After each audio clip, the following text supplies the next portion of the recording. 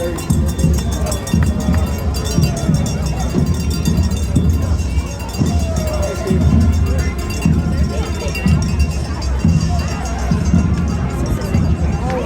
how you doing? Hey. So, what you free?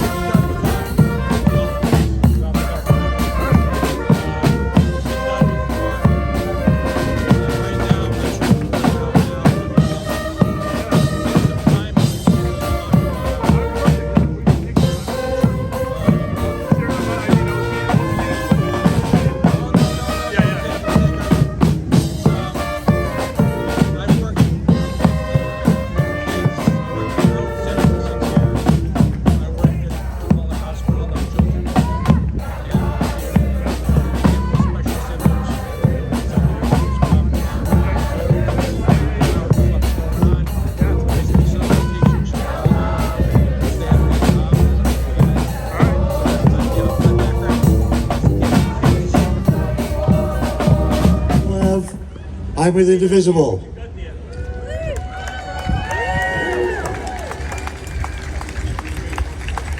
We're here today because so much of what truly makes America great is under attack. Healthcare, women, children, minorities, immigrants, science, education, journalism, the rule of law, kindness and empathy are under attack. We've got a great speaking program for you today, but before we jump into that, I thought we might enjoy a little bit more music. Ladies and gentlemen, let me introduce the Rhode Island Raging Grannies.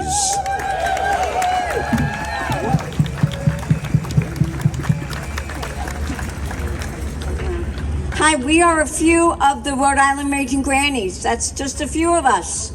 So if any of you have caught on with any of our words, please join us. First one that we're going to sing, we're only singing two for you, is to the tune of We Shall Not Be Moved, and it's called We're the Guardrails Now, written by the Grannies of Madison County.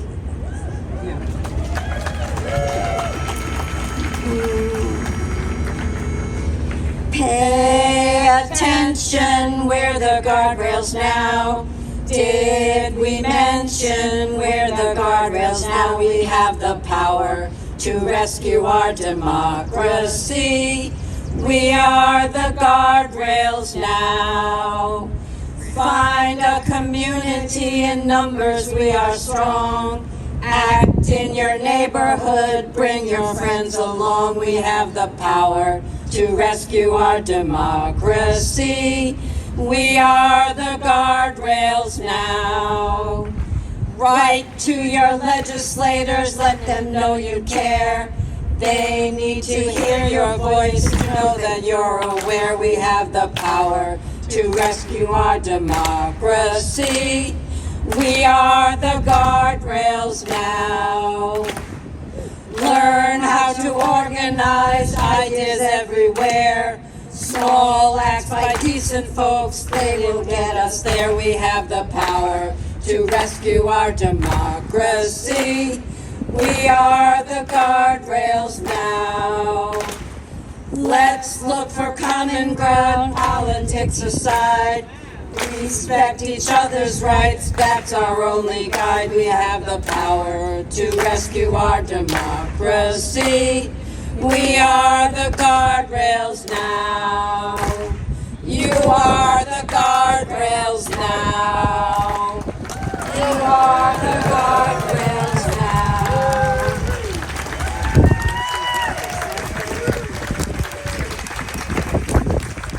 Okay, we'll leave you with one that we're just learning. Hint, hint. Written by Elizabeth Cotton, Freight Train, goes to Freight Train. And this is from the Triangle Group Gaggle in North Carolina. And it's about ice.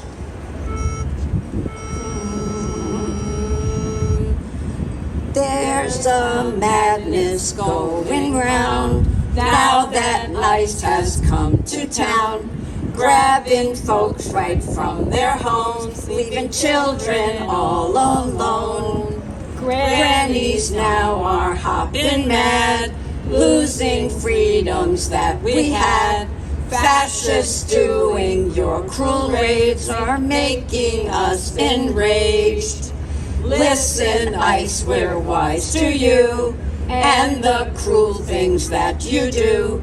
Your inhumanity is well known. Now leave our friends alone. Hear us, ICE, we're on to you, and we know what we're gonna do. We are free and unafraid, and we'll stop your racist raids. Yes, we are free and unafraid, and we'll stop your racist raids. Thanks for listening.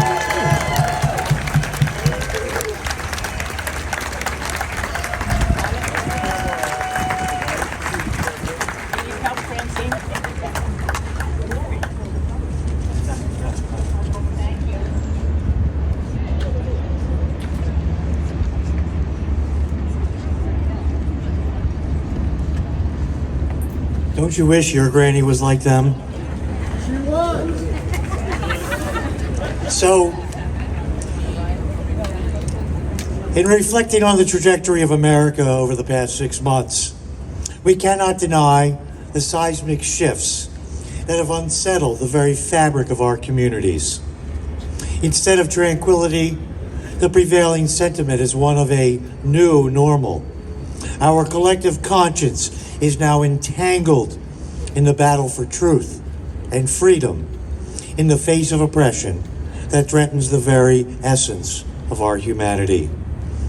Together, we just marched in solidarity, bound by a shared vision of a world where fear holds no dominion and where the collective power of community prevails.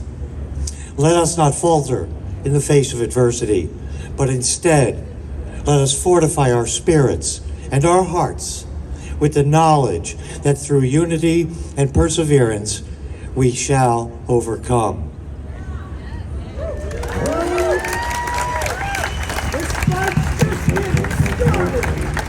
That's right. This fight is just beginning. The road ahead will be fraught with challenges, but as a resilient community, we will weather the storm together and emerge stronger, more compassionate, and more united than ever before. Our first speaker today is Dr. Michael Fine, a doctor, a writer, a public health guy.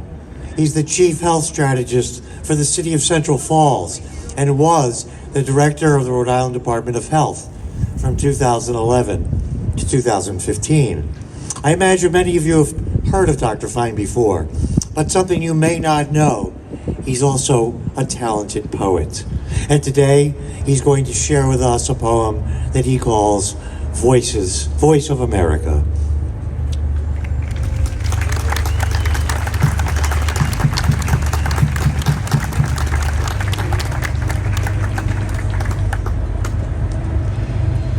Good afternoon. It's wonderful to be here and see you all here. Next time, let's hope there are going to be 10,000 more.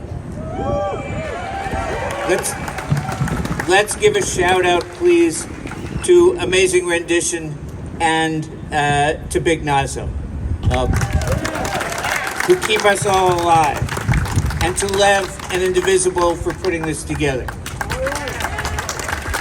I'm here to do two things today. First, Lev asked me to say a few words about immigration and ICE. I'm the grandchildren of immigrants. Some of my family entered without papers, slipping in over the Canadian border, smuggled in the trunk of a Ford Model A.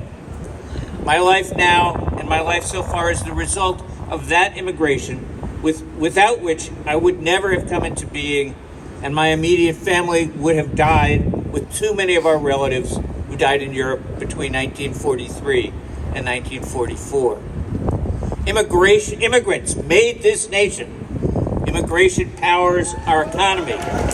Immigration brings us our energy and our spirit of innovation. Our immigrant communities help us see and hear the rest of the world, the places the people in our communities started out. We hear those voices and remember that we too were once strangers. Those voices help us remember what it's like to be afraid, abandoned, and alone. In Central Falls, elsewhere in Rhode Island, and around this nation, too many people are now afraid of ICE, afraid to walk outside, afraid to go to school, afraid to go to the doctor. We tell people on one hand to respect the law, then we arrest them and deport them when they appear at the hearings we ask them to attend. It's one thing to close the border. It's another thing to round up and persecute our neighbors, who often work 2 and 3 jobs and are doing exactly what our parents and our grandparents did when they came here, building this country and making it strong by the sweat of their brows, the strength of their arms and backs, and the power of their belief in the American dream. Democracy starts in due process and in the rule of law. That's what we're here today to defend, and that's what we'll keep on defending as long as it takes to stop these deportations until our neighbors feel safe in their communities again.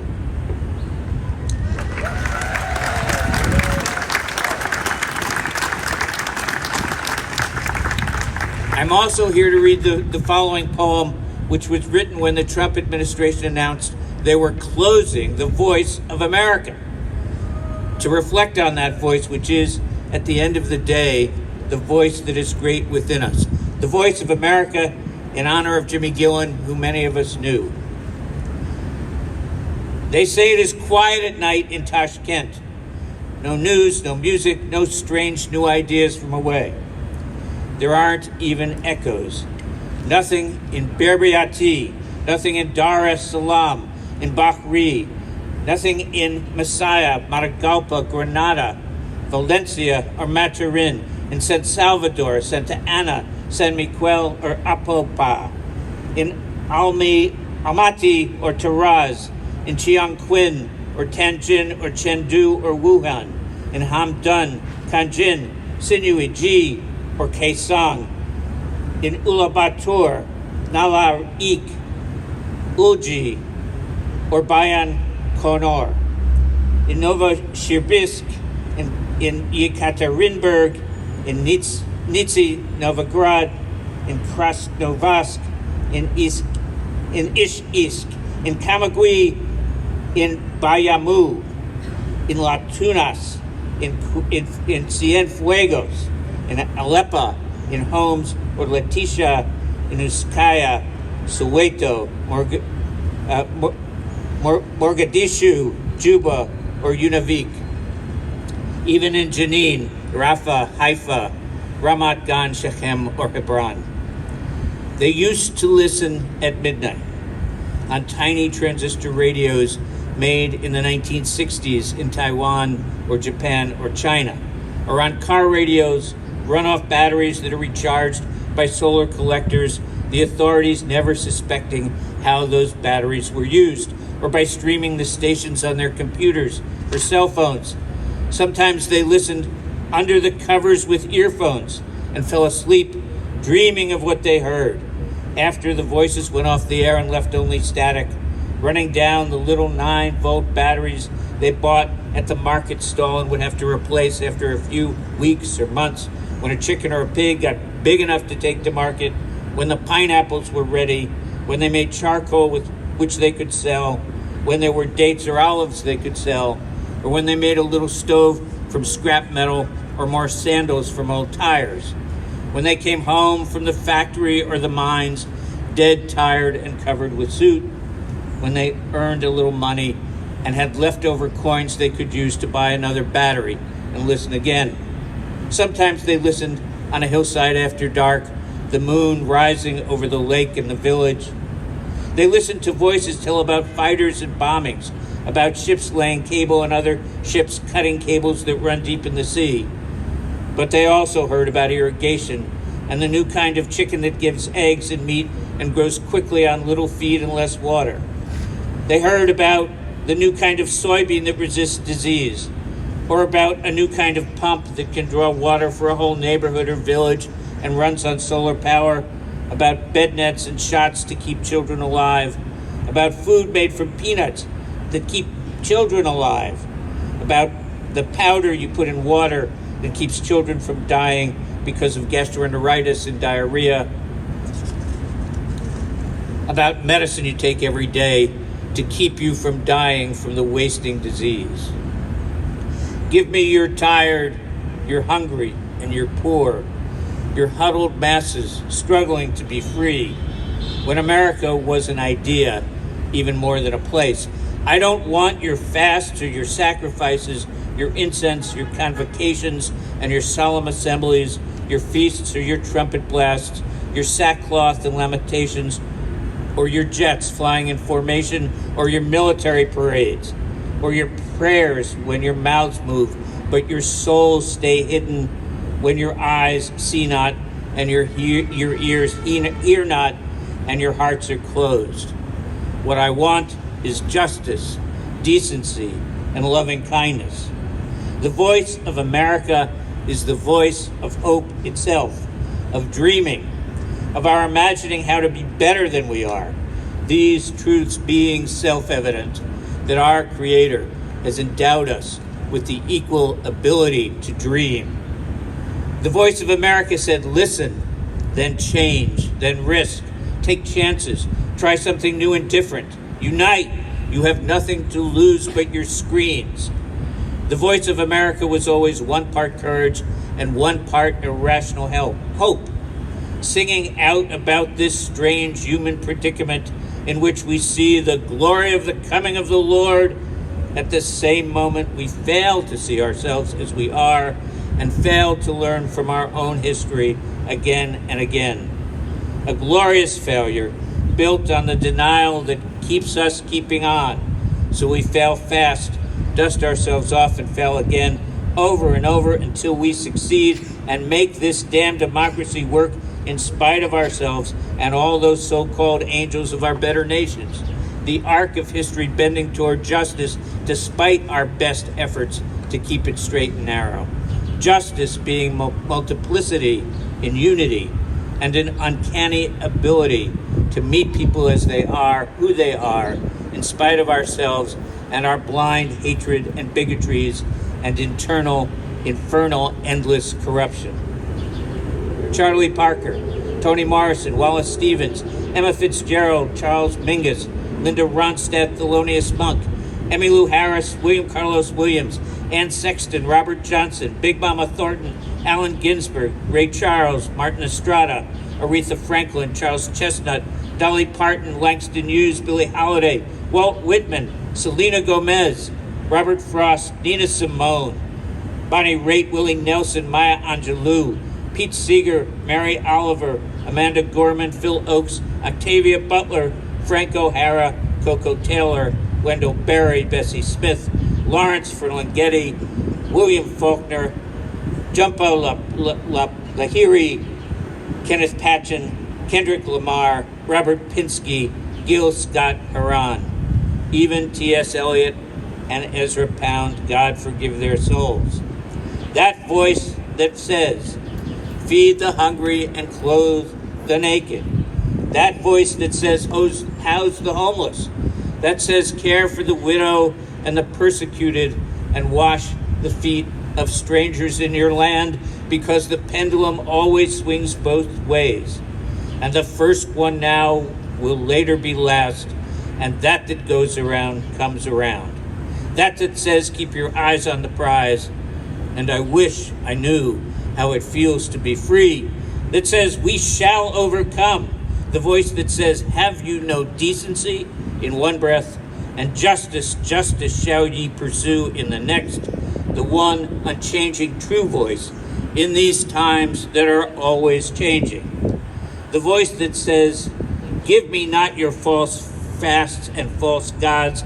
Give me not your golden cows or your red cows or your sacrificial lambs. Give me not your kings and queens and princes and princesses and tech billionaires. Give me only a walk home on a cool night with the brilliant waxing three-quarter moon above the horizon reflecting on a river or lake. Give me Gabriel's trumpet blowing by God's grace, blowing through the blues into midnight. Give me walking into a sheep pen right after dawn, the breath of the sheep condensing as they cluster around waiting to be fed. Give me the arc of a blue roadway, engineered by man, but made by God, the girders showing our brilliance and our energy and our strength, which comes from who we are and what we can be when we listen, learn, and work together.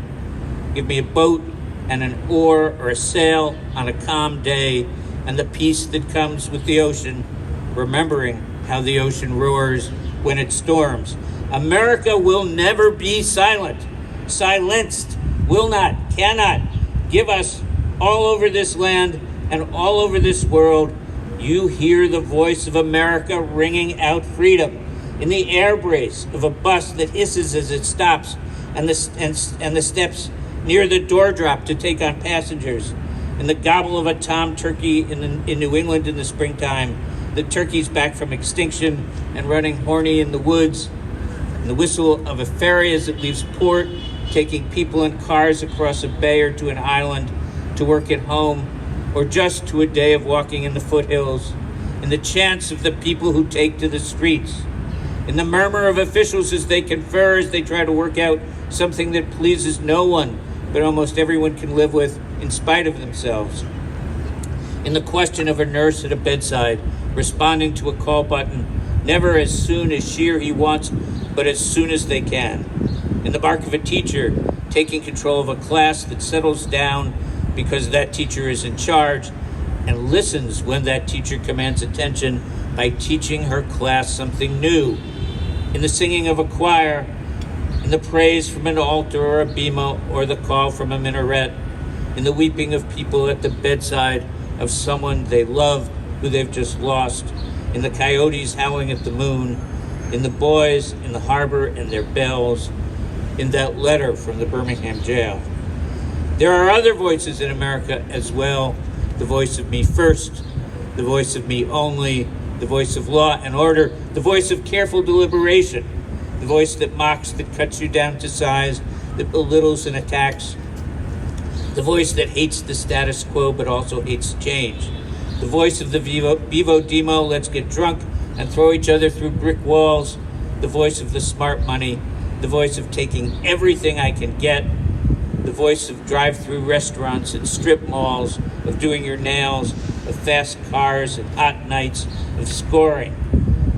We exist in gritty harmony, a chorus of some singing for themselves because they want to be heard above all others, and others singing together, listening as the sound swells, drops off, and crescendos again. Strange harmony in the dissonances, a new American music in the cacophony. You think you can silence this voice? Pull this plug? Fire the commentators and the writers, the engineers, and the disc jockeys who sit in a control room in some boring office building and talk into a microphone late into the night? If you try to silence this voice, it will become more powerful than you can ever imagine. Bold, boisterous, melodic, yearning, sad and wise and old and young and hot at once. I too hear America singing. This is just a seventh inning stretch. Take me out to the ball game, baby. Listen to the America you have now unleashed. Then get out of the way, motherfucker. We're coming.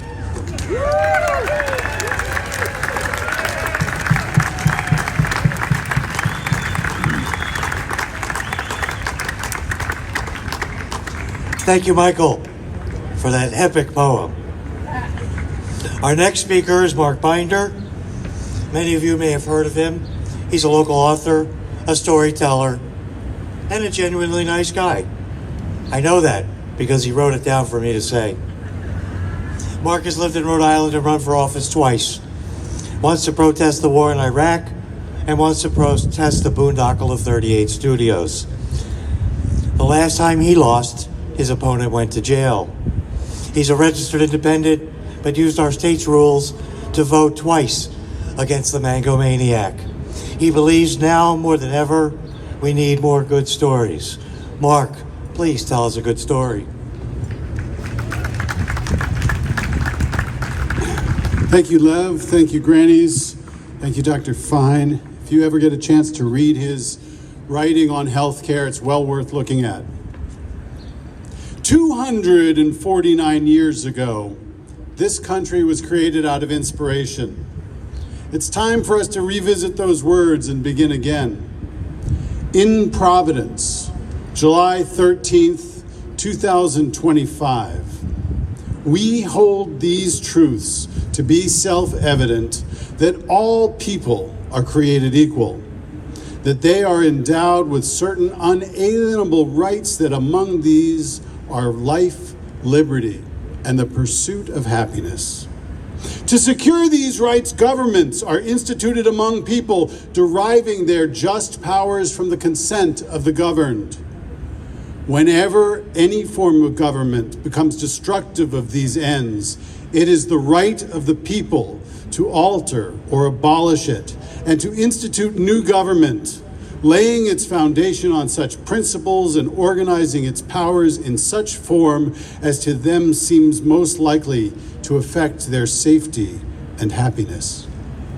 Prudence indeed will dictate that governments long established should not be changed for light and transient causes. And according to all, experience hath shown that people are more disposed to suffer while evils are sufferable than to right themselves by abolishing the government to which they are accustomed. Are we there yet? We're close. Dearly beloved community, friends, fellow Americans, we, the people of the United States, believed that our government had checks and balances in place. Perhaps it did, but no more. Congress has bowed its head and rolled over like good dogs, sniffing for scraps at its master's table. The Supreme Court has absolved itself of responsibility. And every day the president plops some new or bizarre issue on the table designed to spin our heads and pummel our disbelief. We are being lied to and manipulated at every turn. Orwell was right. They have colonized our minds and now control every aspect of our federal government. And we here in Rhode Island made the mistake of becoming dependent on the federal government. Our budget is dependent on the federal government. For decades, our congressional delegation has crowed about the grants they get for us, pork and relief clawed back from the taxes they levied in the first place. No matter, all that is gone for now. For at least the next year and probably longer, we can depend on the federal government for nothing. Nothing except chaos and a predilection to siphon money from the masses to corporations and oligarchs. So what are we to do? First, take a breath and let it out. Take another breath and let it out. Keep breathing. Continue to take care of yourself and your family. Don't ignore the news. But when the news becomes troublesome, scream. Scream if you must.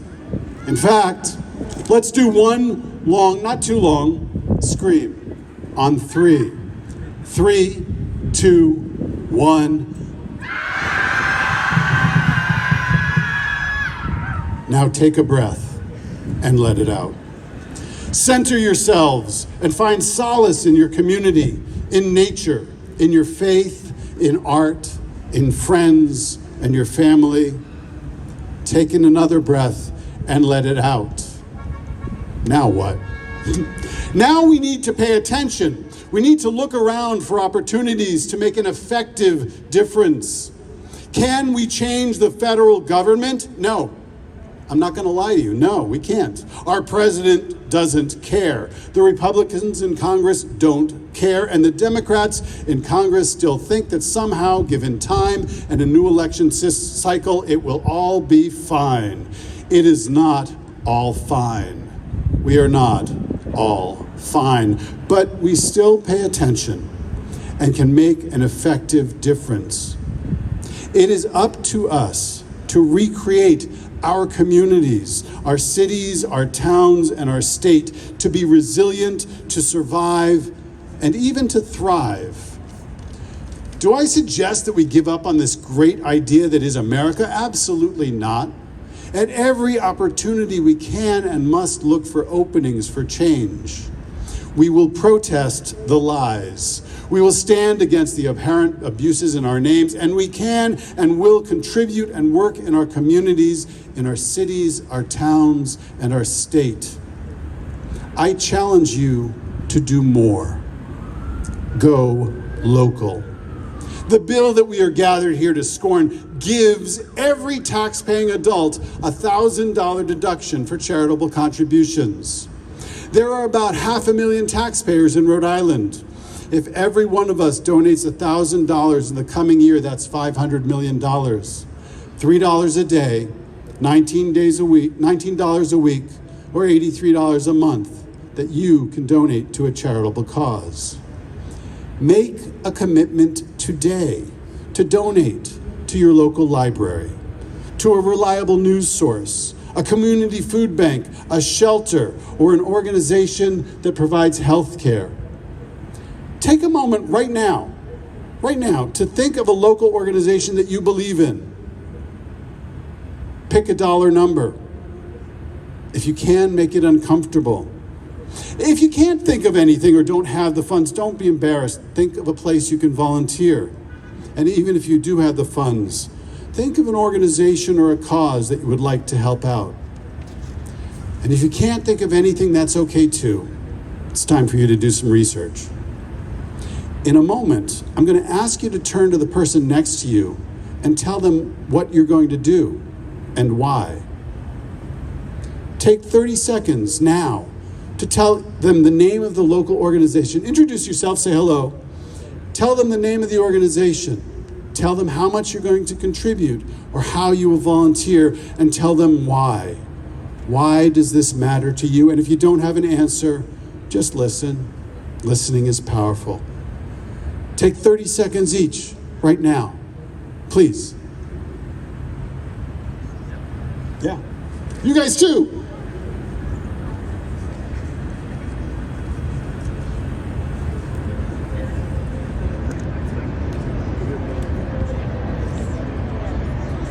And switch.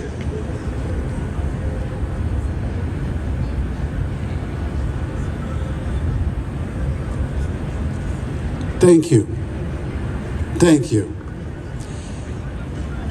Take however many people are here right now and multiply that times 1,000, and that is the difference we are making today. Today, you and I must reclaim our independence. We must teach our children that the lies of the president are not truth, that the history of the United States is both glorious and wicked. We must teach our children kindness and compassion and strength.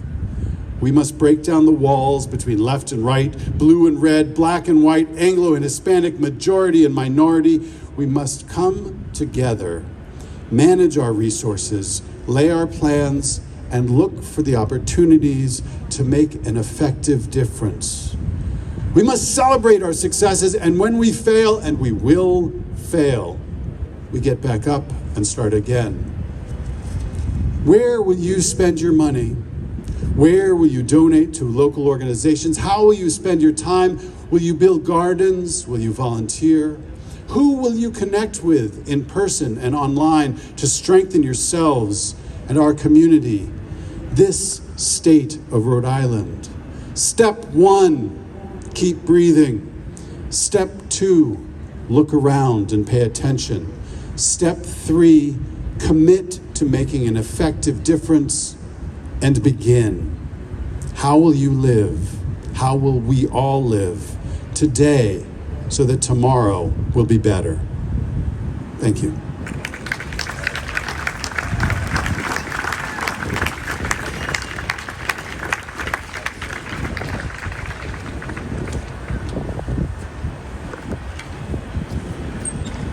Thank you, Mark. As I mentioned earlier, my name is Lev. I'm with Indivisible. But right now, I want to take a couple of minutes to talk with you about the impact the big, horrible bill is going to have on our healthcare system and Medicaid. I'm sure you all know someone who's in fear of losing their healthcare as a result of this bill. Maybe it's you. I will speak to that fear. I will put a face to that fear. I speak not as a doctor or some other kind of healthcare professional. I speak to this topic because I am not wealthy and able to afford the best insurance money can buy. I am self-employed. I am an artist. I have cancer, and without Medicaid, I would be dead. My journey with cancer began on November 11th, 2022, when I ended up in the hospital with what appeared to be a major prostate issue. Prior to the pandemic, I had paid for private health insurance for 35 years and never used it. Then the pandemic hit, and I lost most of my income. Like many of you, I had choices to make. Pay the mortgage, put food on the table, have health care. I had no health care.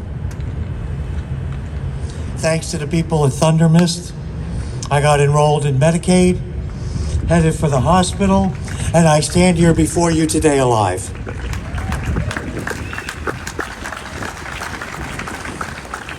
After a couple of months of probing and prodding, they found that I had stage 3 prostate cancer and stage 4 lymphoma. I'm grateful that I had prostate cancer. Without it, they wouldn't have found the lymphoma, and I would not be standing here in front of you now. I would be dead. Over the course of the next 2 years, I had surgery, got hit with radiation 35 times, received chemotherapy by monthly injection and daily pills. Without Medicaid, I would never have been able to afford the care I so vitally needed. The good news, my prostate cancer is cured, and the lymphoma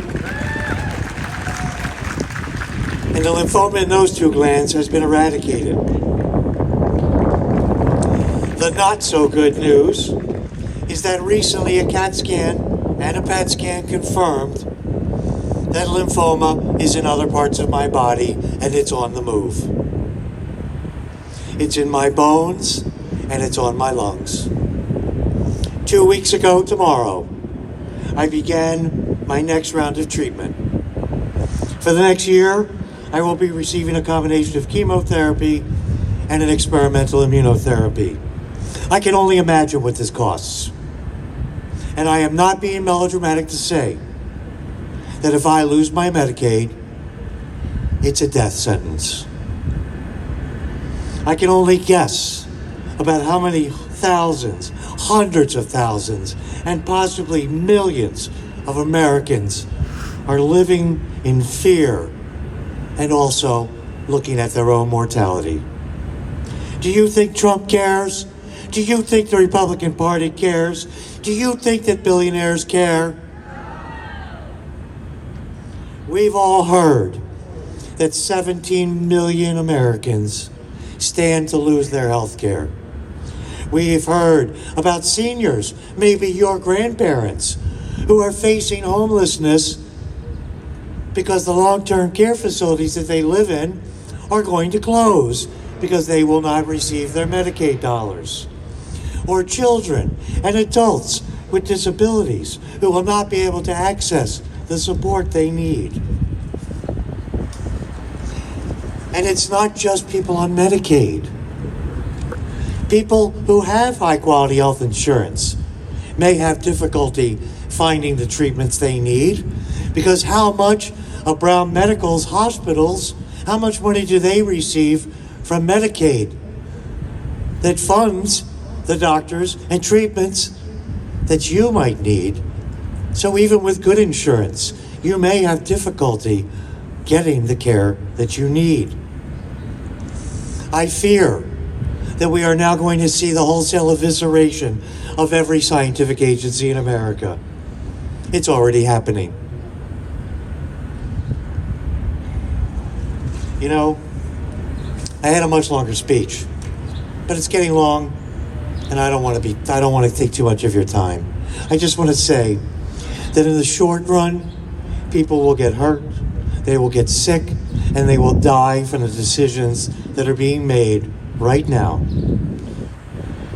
So what do we do now?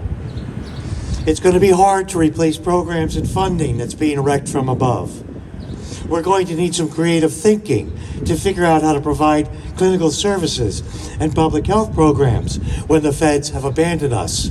In fact, I want to point out and thank the folks from Clinica Esperanza who are here with us today, and they're at that table right there. If you live in fear of losing your health care, if you know someone who may live in fear of health care, go introduce yourselves to them before you leave today.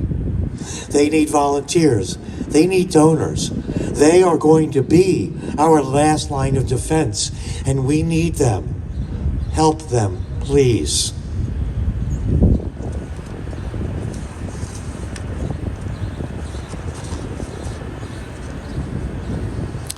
In summary, I just want to say, thanks to this administration, there will be unnecessary pain and death. We must stand together. We must stay together. In the darkest hours, we must cling to hope. Together, we will win. We can take back our country. We can bring this cruelty to an end. We can make billionaires pay their fair share. We can save democracy and provide people with the care they need. Thank you very much.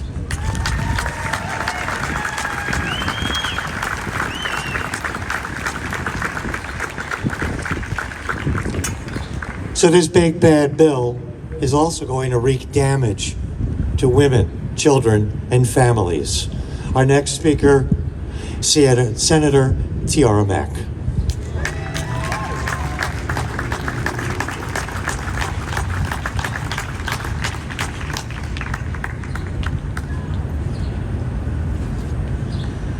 Hello, beautiful and courageous people.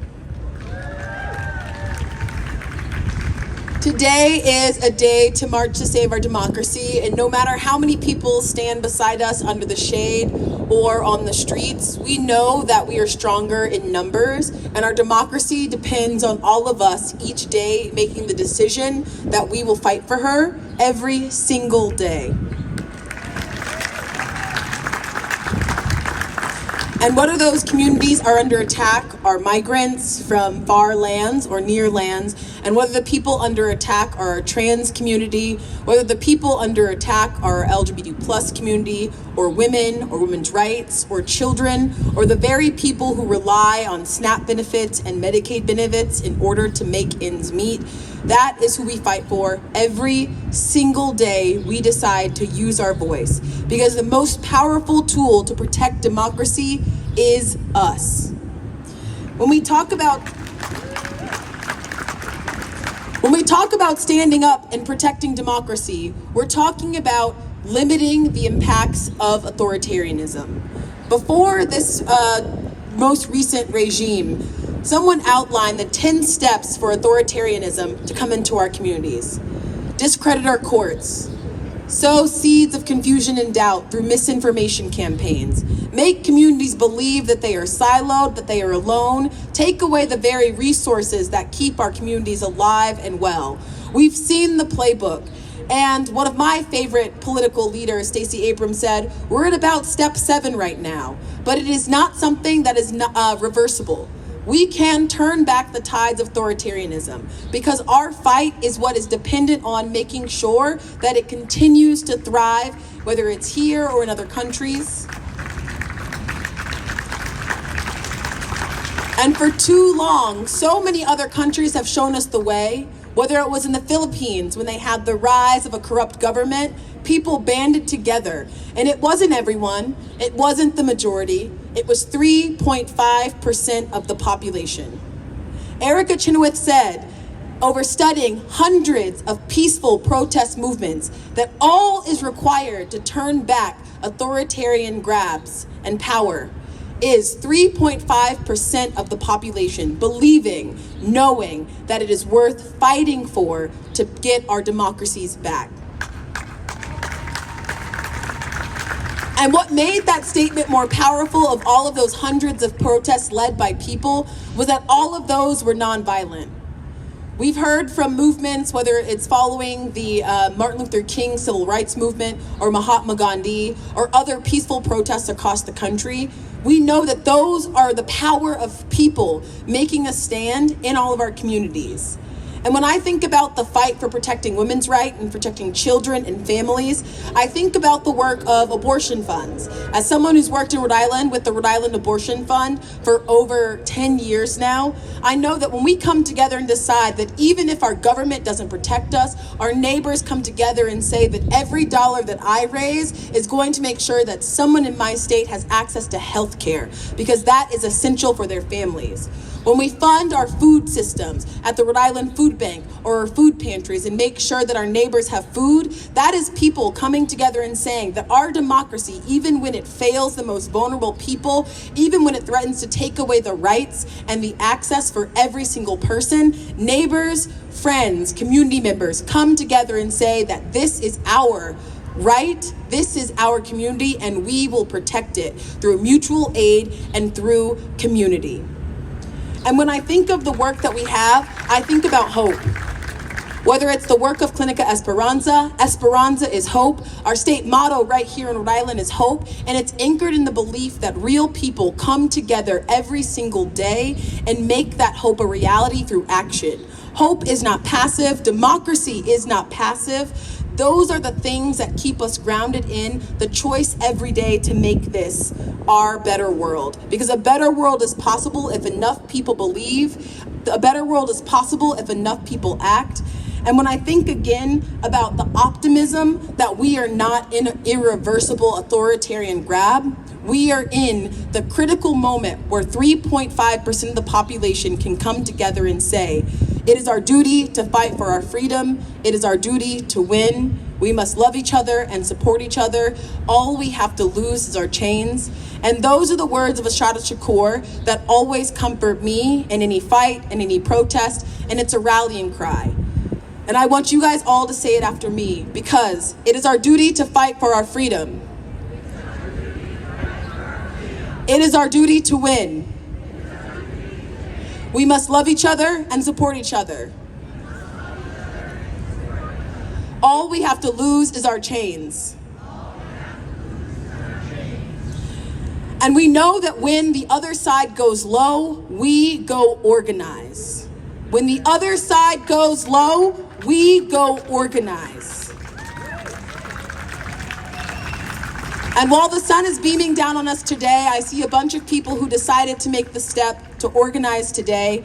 I want you to make that step every day in your communities, whether it is in an email letter, whether it is in a neighborhood action, feeding our unhoused neighbors, donating to places like the Rhode Island Abortion Fund, donating to the Rhode Island Food Bank. That is a decision, that is a choice, and that is your beautiful, bold, audacious optimism that our country, our democracy is worth saving, and that you, every single day, are part of making that overturn a reality. So thank you all for being here. Stay cool, stay in the shade, and thank you for being part of that 3.5%.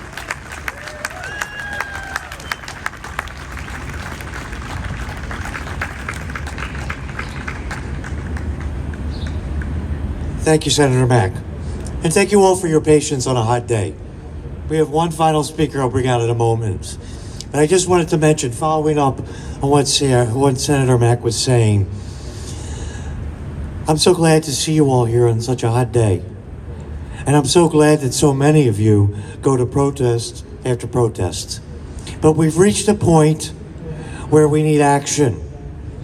We need everybody to choose a cause that matters to you, a social justice organization that you wish to support. In fact, if immigration is an issue that you care about. Over there in the cool shade is some friends from Progreso Latino. Please go introduce yourself to them before you leave today. I would never tell you what action to take. What I will tell you is, do something. Take action. It's not enough to just know what's going on. Fighting back means taking action. Thank you for letting me preach to you for a moment. And maybe I shouldn't have been so preachy, considering our last speaker is the Rabbi Jeff Goldwasser, who will be joined by members of the Rhode Island Council of Churches.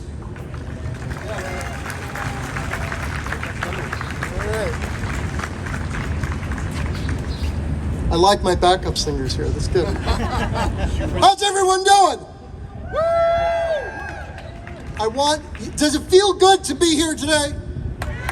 Okay, if you don't remember anything else about being here today, I want you to remember how good it feels to be with other people who care enough to do something about what is happening in our country today.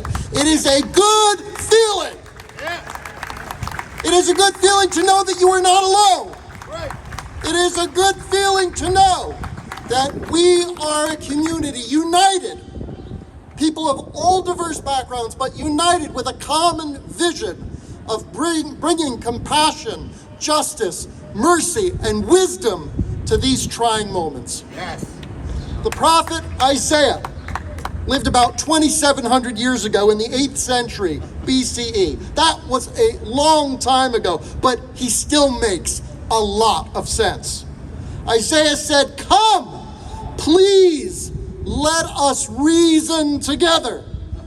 He offered an invitation to the people of his time to face facts and to consider some basic realities about the world and how people live in this world together. He spoke simple and undeniable truths. Wash yourselves clean. Put your evil doings away. Cease to do what you know is wrong. Learn to do good. Devote yourself to justice. Aid the wronged. Uphold the rights of the defenseless. Defend the cause of the powerless.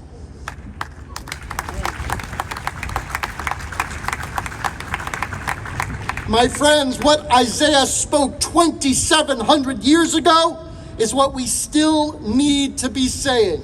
Right here, right now, in the United States, in Rhode Island, right here upon the ground that we are standing on today. You know it is true, and it is right. None of us need a priest, a minister, an imam, or a rabbi to tell us. None of us need a prophet, a politician, a businessman, a game show host, or a reality TV star to tell us what is clearly true. Do what is right. Cease doing what you know is wrong. Stand up for the wronged and the abused. Help those who suffer from deprivation and persecution. Practice justice.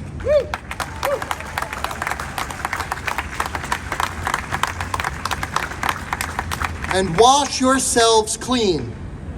Isaiah knew in the 8th century BCE that he had a tough job to do. He somehow needed to get through to the people who were swindled by their own greedy thoughts into thinking that what they actually knew was wrong was somehow right. That stealing from the poor, victimizing the powerless, robbing people of their health and well-being could somehow be justified. He knew that he was talking to people who had allowed their minds to be taken over by a cult of casual cruelty. That is what we are facing today, my friends. A cult of casual cruelty.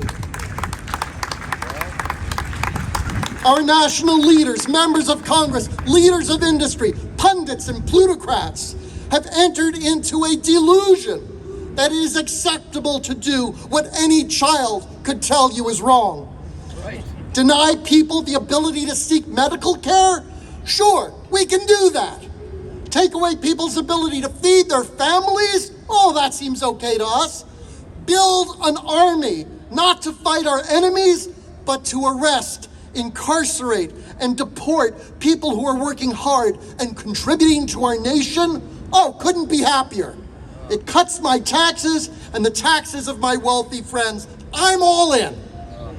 Come, please, let us reason together. This is some of what our nation's leaders have convinced themselves is reasonable to do for the sake of giving themselves and their wealthy friends a tax break. Congress just voted to take away some or all food benefits to more than 20 million people. Those families already struggling to meet their needs will now be without the single most successful program to keep people from malnutrition and starvation. Congress just voted to eliminate at least 10 million people from Medicaid and the Children's Health Insurance Program. 16 million people will be left uninsured, unable to get their basic medical needs met, unable to survive a medical emergency or a chronic illness. The new budget just enacted by Congress includes massive spending on police and detention facilities directed and against immigrants. It is designed to detain and evict millions of hardworking, tax-paying people from our country, to uproot their families and to eviscerate their communities. All of this is horrifying. That our nation is so motivated by greed and fear that it is willing to cause such massive human devastation. It is unconscionable, that a nation conceived in liberty would do such intentional harm in the very place that our faith traditions have called upon us to devote ourselves to justice, to aid the wronged, to uphold the rights of the defenseless, and to defend the cause of the powerless.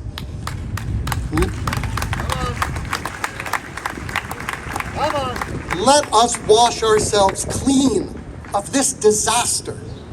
But this is not even the darkest aspect of the trauma that our government has now cast over us. This is not even the true depth of what we are now witnessing. Greed alone is not enough to get human beings to inflict such pain upon each other.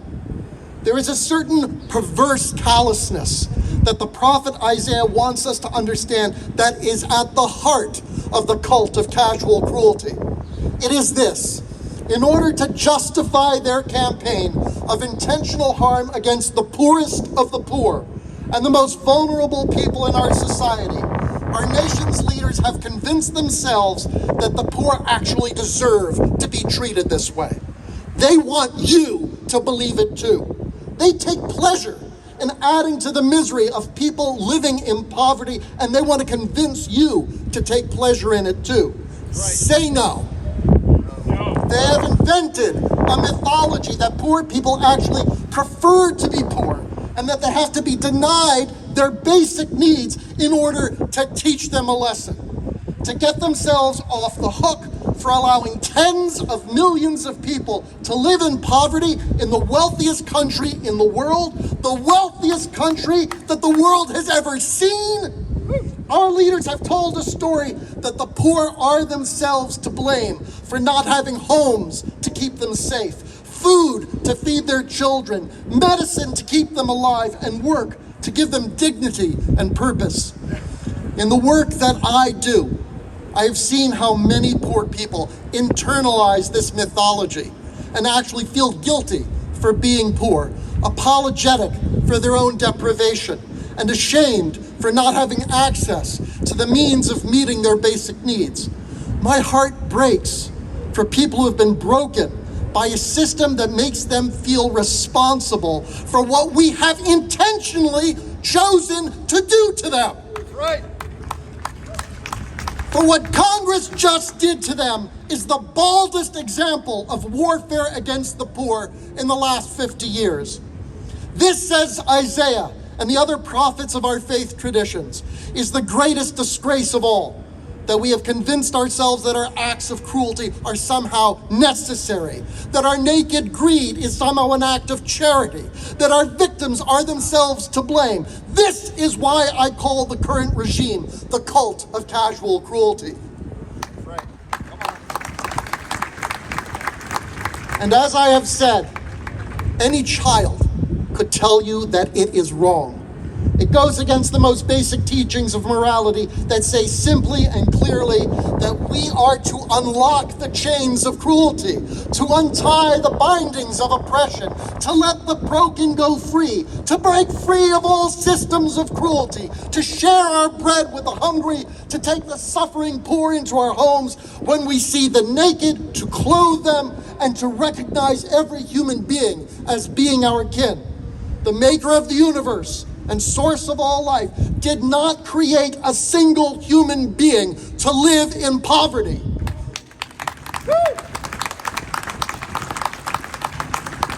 In a world that has enough food to feed every mouth, enough fuel to keep every soul warm, enough resources to afford every person a life of dignity, it can only be we human beings who are making the choice to allow people to suffer deprivation.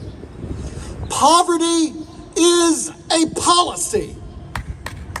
Where it exists, it only exists because we have chosen it.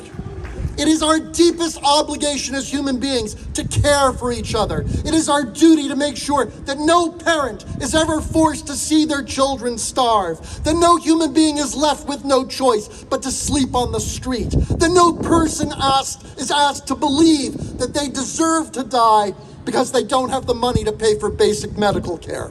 If we owe anything to anyone, we owe this to them. Right. So come, please, let us reason together Let us face facts and consider some basic realities about the world and about how we live in this world with other people. The course our nation is now on will ruin us. It will lower us. It will lower us into a state in which we cannot tell the difference between justice and depravity. We are making choices that no thinking and feeling person would ever make for another human being that they can actually see, understand, and care for. We are doing things that any child would tell you is wrong. We are heading in the direction of lost purpose, lost values, lost integrity, and lost dignity for all of us. Let us resolve today to be the movement that will change the course. Let us dedicate ourselves to end the cycle of pain and awaken from the cult of casual cruelty. Let us resolve to make sure that nobody is ever forced to apologize for being poor again. We have the ability to do it, and to do it now. Let us wash ourselves clean and take action. Take action. Take action. Take action. Take action. Thank you.